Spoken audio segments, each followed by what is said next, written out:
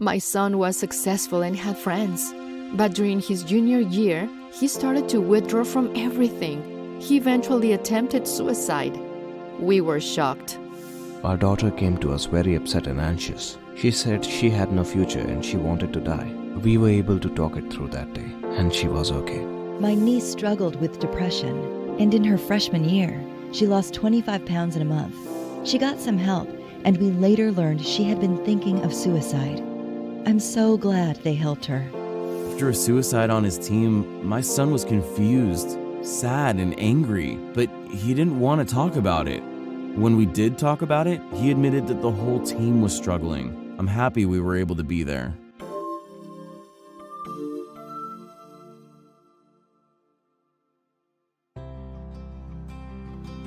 These are the voices of people who have been impacted by suicidal thoughts or behaviors in a young person in their lives. Suicide is the second leading cause of death for young people between 10 and 24. It is one of the most challenging and frightening topics to talk about for a family. It's also more important to talk about than anything else. Keep a few important things in mind. Suicidal thoughts are common. If a young person experiences suicidal thoughts, he or she can feel scared and too ashamed to talk about them. While thoughts are always a concern and can be warning signs, suicidal behavior is far more dangerous. When young people find out that suicidal thoughts are common, they often feel relieved to know that they aren't alone and they aren't going crazy. Suicidal thoughts are usually temporary. Most people with thoughts of suicide only experience them for a short time before they pass. Even if they return, young people can learn to cope with temporary distress and manage their thoughts and discomfort. When youth can cope with and manage bad news, bad moods, difficult social interactions, or simply the awkward task of growing up, they tend to think of suicide far less frequently. It's okay to talk about suicide. Asking a young person, "Are you thinking of killing yourself?" with a calm, confident tone sends a very important message. It conveys that it's okay to talk about anything. It can provide hope and relief to a young person who is feeling hopeless. Treatment works. Youth can experience relief and a reduced risk of suicidal thoughts and behaviors.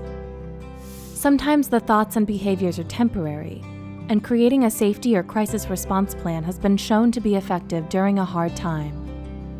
If the thoughts continue or get worse, evidence-based treatments to prevent suicide are reliable ways to address the most dangerous conditions. Resources are available.